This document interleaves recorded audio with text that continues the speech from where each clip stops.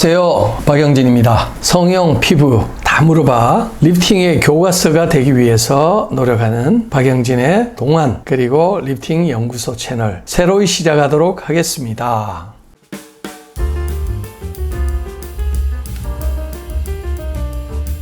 처음 주제는 진실 혹은 거짓입니다. 성형 상식 그리고 피부 상식, 심지어는 의학 상식, 이런 다양한 분야에 진실을 찾아서 어디 인디아나 존스 같은 그런 얘기인데, 이러한 내용을 저희 채널에서 한번 다뤄보도록 하겠습니다.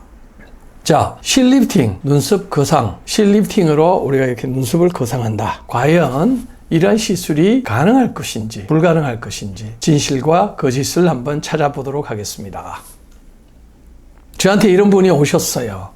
눈 밑에 잔주름도 많고 눈 밑이 붉어져 있지만 눈썹 자체가 조금 바깥쪽으로 처져 있다 보니까 나이가 이렇게 많이 들어 보입니다.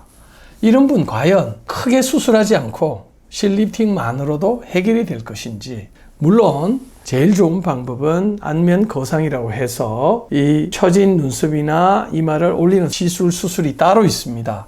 하지만 간단하게 우리 시청자들이 뭐 이런 방법도 있네라고 알고 계시면 얼마나 좋을까요? 그래서 준비해 봤습니다. 자, 다른 분 한번 볼게요.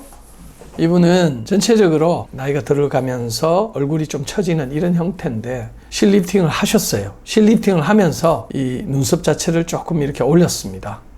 닷새째 보니까 상당히 개선이 많이 된 것 같아요. 새로운 방법이구나, 이렇게 이야기를 하실 수도 있습니다. 그런데 10일 정도 지나니까 붓기가 어느 정도 빠지면서 눈썹 부위가 균형을 이룬 듯한 이런 느낌이 들다가 약 한 달째 찾아오셨는데 보니까 이 처진 부분이 원래대로 다시 돌아가는 게 아닌가라는 그런 의구심을 가졌었습니다. 하지만 이는 저희들이 사진을 잘못 찍어서 생기는 오해였습니다. 30일째 사진을, 즉 코의 각도에 맞춰 가지고 얼굴의 각도에 맞춰서 저희들이 사진을 찍어 보니까 상당 부분 처진 눈썹이, 자, 시청자분들도 아시겠죠? 시청자분들이 보시기에 이 평가를 내리시면 됩니다. 제가 봐서는 개선이 된 것 같은데 또 개선이 안 됐다고도 할 수 있는데, 이 정확한 레퍼런스, 정확한 기준점을 잡아서 보시면 어떤지 아실 수 있을 것입니다. 또 다른 분입니다.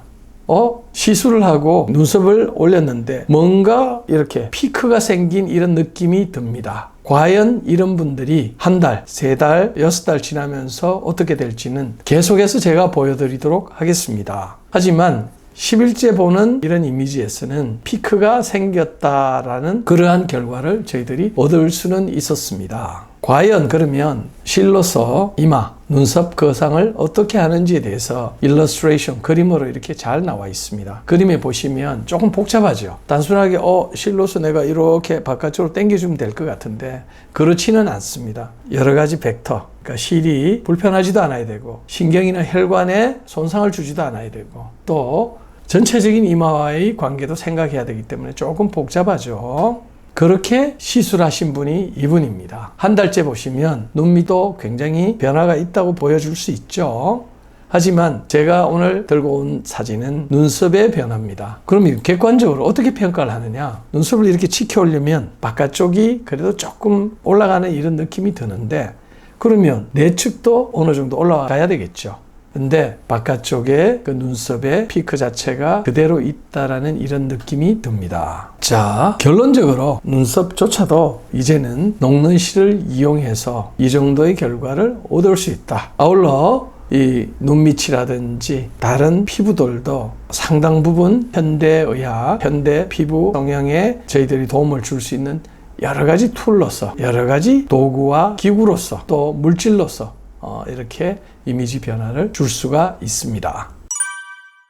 제가 다시 정리를 해드리도록 하겠습니다. 먼저 실을 이용한 이런 이마나 눈썹의 리프팅에 있어서 조심해야 될 부분은 실제로 혈관이라든지 아니면 신경입니다. 이런 부분은 전문가분들은 이미 공부를 많이 하셨기 때문에 아마 제대로 하실 거고요. 그리고 과연 이 이마나 눈썹이 어느 정도 올라가야 되는지, 적정량이라고 제가 표현을 했는데 이런 부분들도 우리가 고민을 해야 되겠죠. 너무 바깥쪽이 이렇게 많이 올라가 있으면 어색하겠죠. 그리고 딤플, 우리가 요철 현상이라고 그러죠.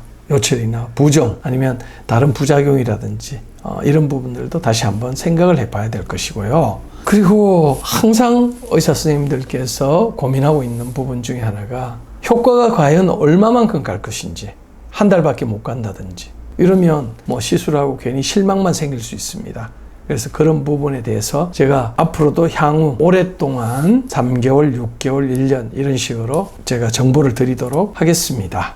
그리고 마지막으로 실리프팅을 하면서 스킨부스트나 다른 수술과 병합할 수 있는지, 이 굉장히 중요하죠. 제가 좀 전에 보여드렸던 그분 같은 경우에도 실리프팅으로 나름 상당히 좋은 결과가 나왔다고도 할 수 있겠지만은 그런 분들이 만약에 눈 밑은 눈 밑대로 남아있고 또 처진 부분이 그대로 남아있다면 환자분들이 생각하는 결과는 워낙 주관적이기 때문에 의사 선생님, 의료인들이 생각하는 바와 다를 수 있습니다. 그래서 이런 부분들이 총체적으로 저희들이 환자를 보고 평가를 하고 시술을 결정해야 될 부분이라고 그렇게 생각이 듭니다.